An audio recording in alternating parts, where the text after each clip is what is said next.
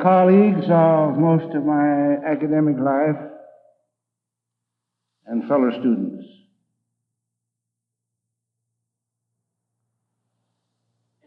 My wife and I can not come to this campus without a good deal of emotion and appreciation, because anything we may have done for the institution is very small indeed in comparison for what the institution has done for us and our family and our friends. I noticed by the announcements of the President that the institution has not mended its ways in being really the richest center I know of in the world. For those many interesting and cultural activities which are found in a great educational institution.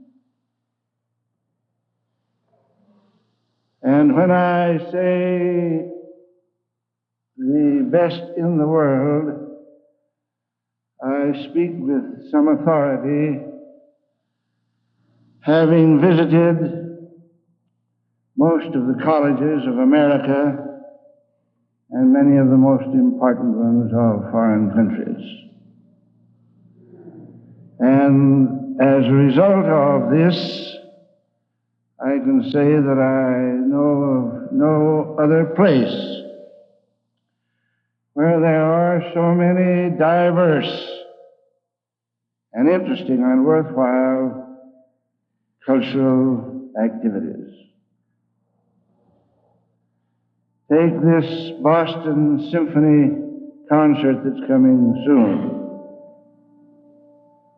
I think I can say that the most sophisticated musical performance I have ever attended was a concert of the Boston Symphony Orchestra at the time that Harvard University was celebrating its, I believe it was the 300th anniversary of its founding.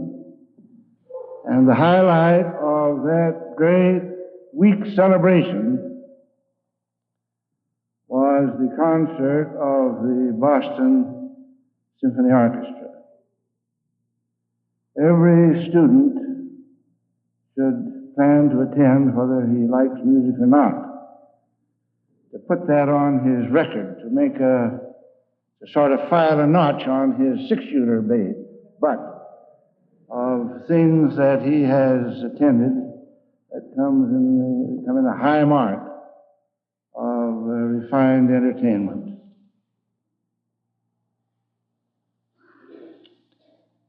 Just 50 years ago that I came to this institution as a freshman. And I am asked to speak to you about what I would do if I were entering college. Now, I want to just think things over with you a little bit. Not very much. I'm fortunate in having a little more than the time that was allotted to the Monday speaker for many years here. He always had 4 minutes. I have many times 4 minutes. The time is brief, however, and I want to try to focus your interest on what would be the important things to think about if you were entering college. I have a vivid memory of that 50 years ago. At this time of year, I was corresponding around to various educational institutions throughout the nation. It made very little difference where I went. I had to travel several hundred miles in any case.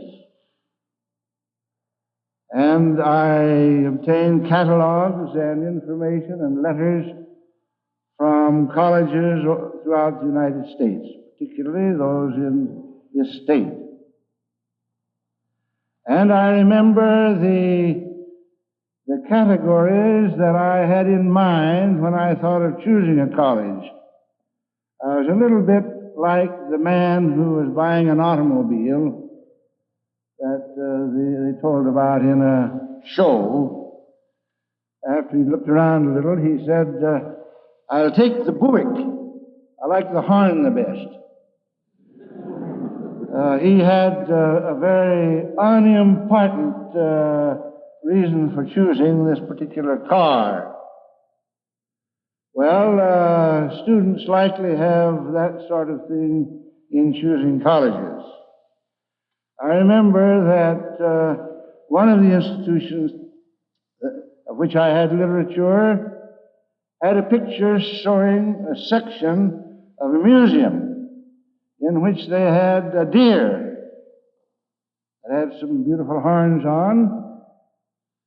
And since I had been out hunting recently and had bagged a deer with bigger horns than this particular deer, I was almost to go to that college so that I could go into that museum and tell them that I'd shot a deer that had more horns than bigger horns than that college had on. And that would have been the greatest mistake I could have made in view of more recent developments in colleges.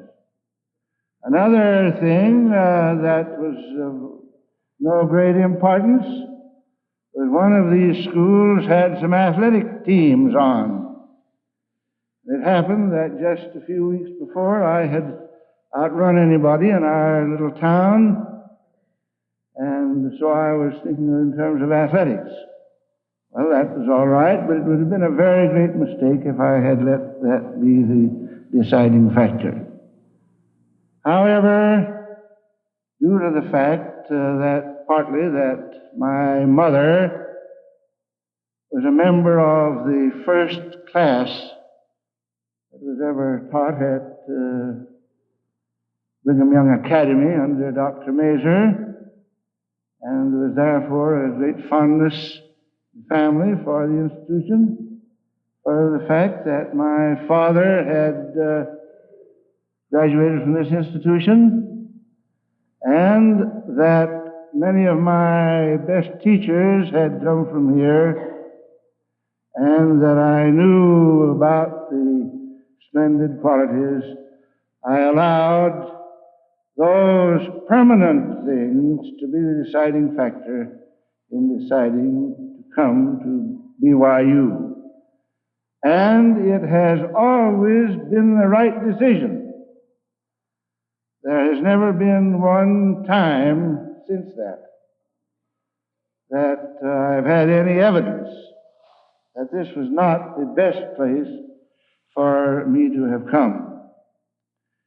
The days of registration here I remember very vividly, down in the old educational building, which was the center of everything in campus at that time. President Benjamin Clough greeted me when I came in, and Brother Cope, the registrar, had a few things to say, and there was a certain student, Francis Shelton, who took me around and showed me the things that I didn't know, where the classrooms were and so on, and I've always been grateful to him, and I have remembered that day as one of the red-letter days of my life. Now, let's appraise the things that were done then after 50 years of examination. Dr. Middleton, one of the beloved men of this state, wrote a book once which he titled After 40 Years. That is, he said that after 40 years he was giving an appraisal of life And it's a very charming book. I hope all of you will have an opportunity to read. But now, after 50 years, what about this college business? What should one do about it? In those 40 years, or in those 50 years, about half of the time has been spent at this institution as president of the institution, practically half of it. Another part of the time as professor elsewhere, as director of research elsewhere, as president elsewhere, as an advisor to numerous corporations who could use my particular brand of training, as advisor to a number of foreign governments, as a traveler almost all over the world, and as one who loves his fellow man, and particularly the young people, I believe I have a certain perspective on which I can look at college education, both from the point of view of an educator and from that of an outsider. And as a result of that perspective, I want to put out a few simple general rules. My colleagues on the side here will remember these various years as freshmen came in, I attempted to give them advice in certain lines, and that type of advice is part of the thing that comes to my mind at this time. And I would say that first, if I were to be a college student, I were to enter college now, as my son were, I would say first, establish a few good habits. Now, habits are really wonderful things on either side of the ledger.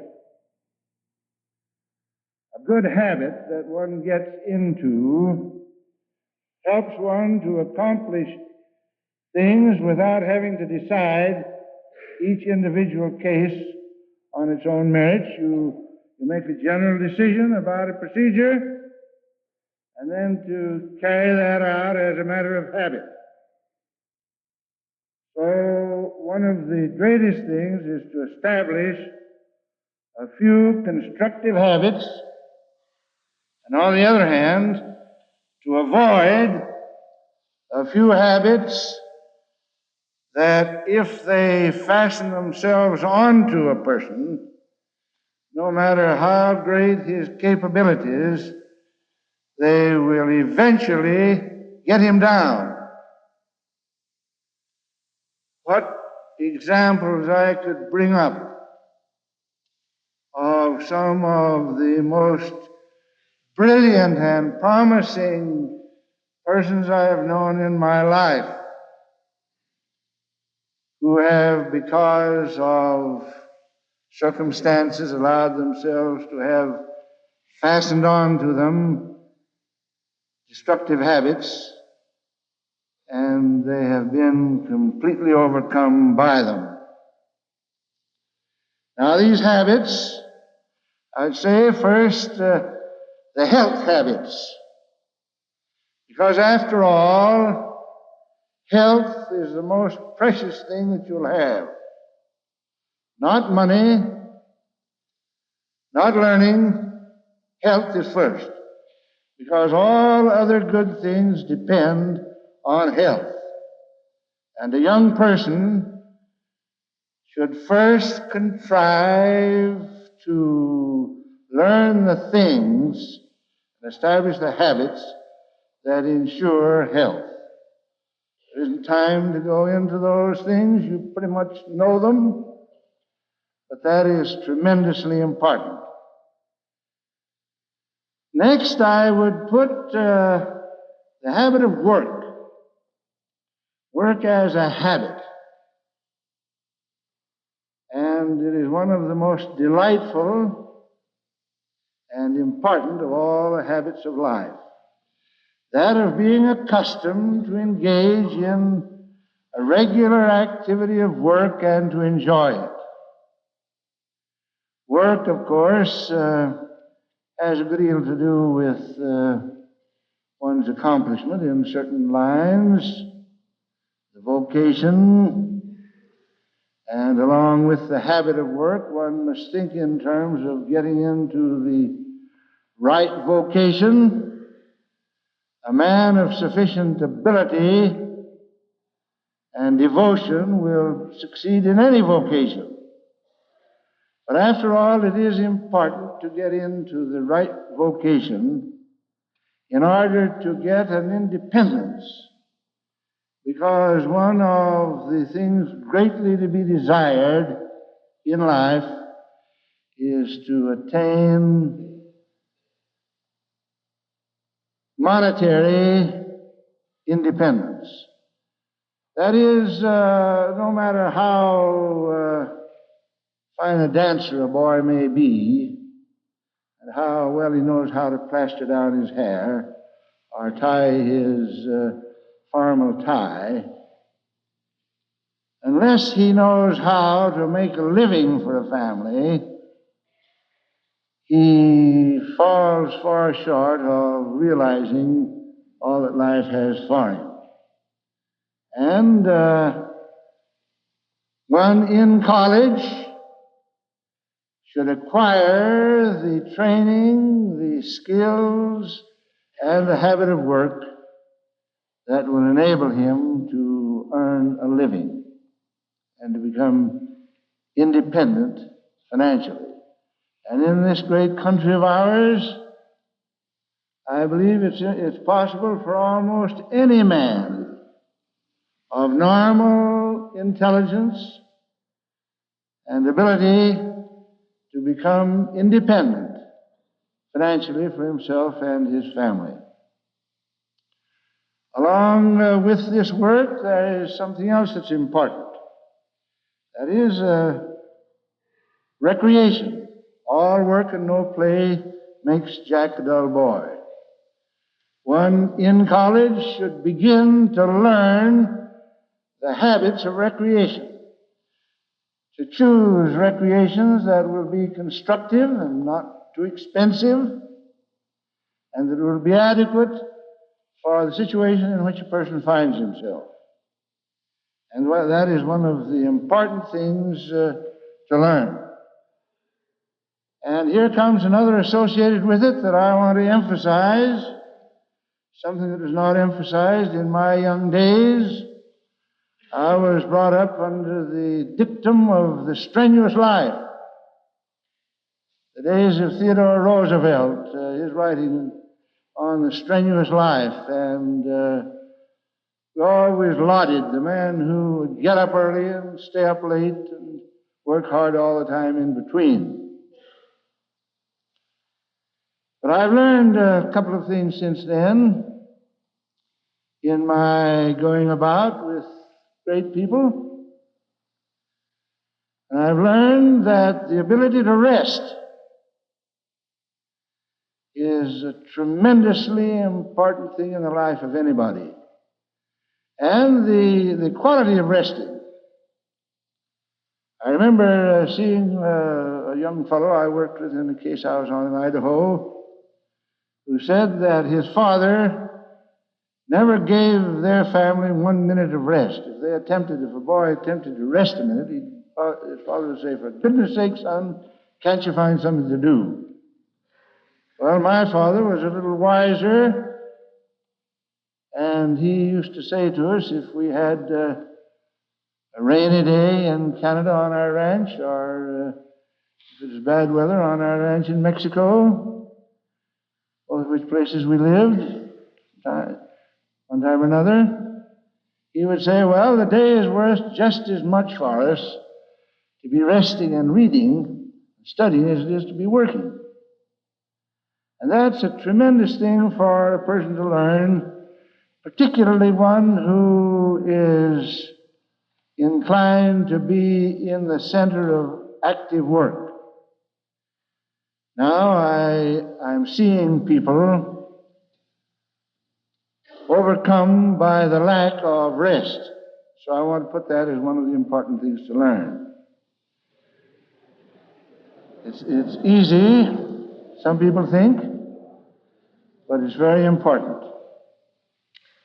Now, the most important thing for students, all these are important, but the reason one comes to college is to learn to study and to study. Most people spend a good deal of their studying time in wasteful endeavor. My friend over here, Professor Polson, who's really one of the great men of my acquaintance, can help any of you in saving a lot of your study time by doing it the right way. The thing to do, of course, is first to learn how to read rapidly, because most of us spend most of our study time in reading. Learn to read rapidly, to concentrate deeply during the period of study, and then to rest. There's a certain cycle there of effective study that one should learn. And one should learn not just to learn facts.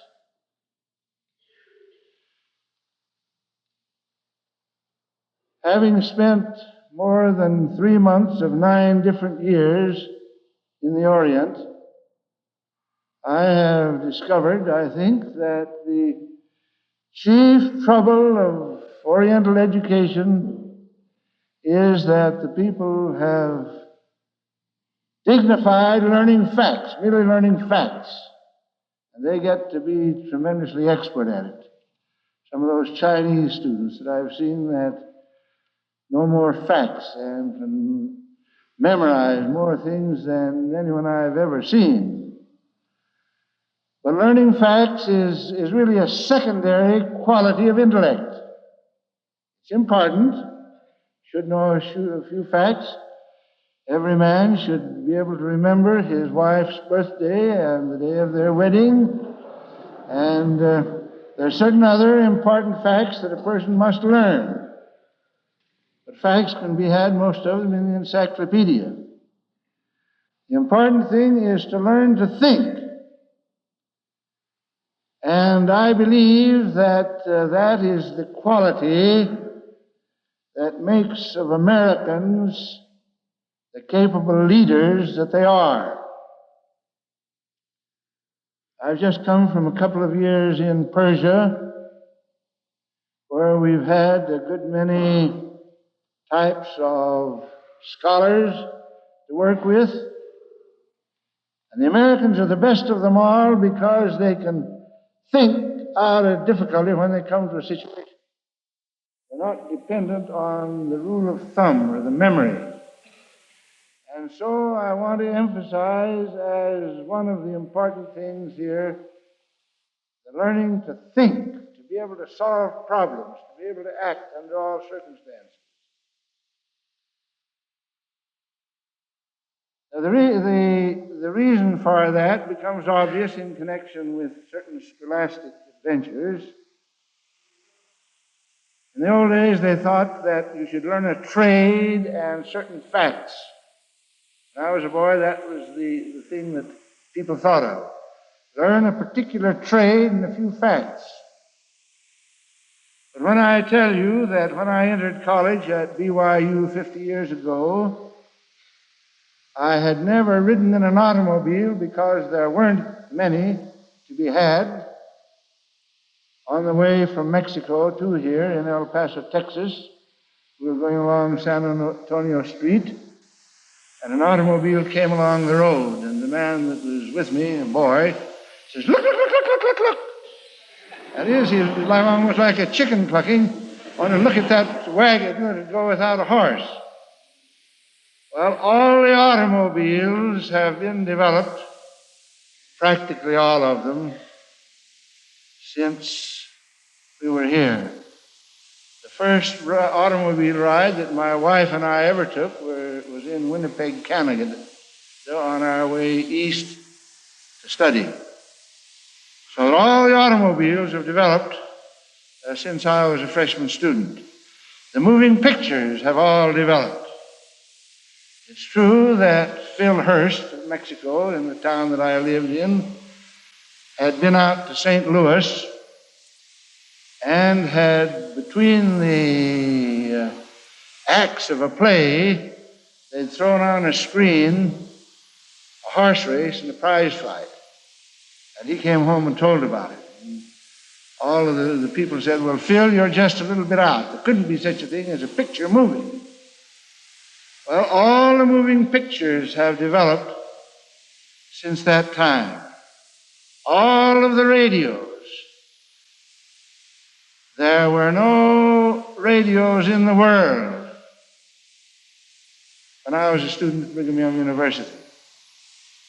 And it was not till after I became president of Brigham Young University that I had the first radio that was made specially for me in those days when they made it out of crystals and cat whiskers, as they called it. There were no airplanes in the world. There was no knowledge of anything pertaining to electronics. All those things have developed. Now people who are educated just for facts in a particular trade would be unable to meet the situations of a new world that has developed. I'm not a prophet or a son of a prophet, but I will predict that in the next 50 years, there will be actually more new things, new tricks, new things about the world developed than there have been in the last 50 years. And so it's important to get fundamental training and ability to think so that you can adjust to these particular things. Now, along with those things, I want to emphasize the importance of learning to write. We all learn to read, but my contacts with various commercial and governmental enterprises, as one who has used many engineers and people of that kind, I find that most young men who study engineering learn enough about the engineering. They're not short in that, but they're helpless in writing up the reports. And the same applies to people in all activities. So I want to particularly emphasize your getting in touch with Oliver Smith over here, somebody that will teach you how to write, because that is a tremendously important thing no matter what activity you're in. Now, as to subject matter, I see I only have a minute or two left, and here I have the most important of all the subjects in the world to talk about. All these subjects of chemistry and algebra and physics and English, how many of those I have taught in my youth. The most important of all of them is the subject of religion and spirituality. Because spirituality in the development of a personality is more important than the learning of facts. There are more books published on religion than on any other subject. And there are more conversations spoken on religion. If I had time, I could speak for many hours of tremendously interesting experiences I have had on religious topics, because wherever I've been in the world, somehow people have learned that I was a Mormon, and that brings up the subject of religion, and people are interested in the subject of religion. And so I would say that a student should take every opportunity he can for religious activity, because that tends to promote spirituality. Now, the religious activity, the so-called routines, may not be so important, but the spirituality behind it all is tremendously important.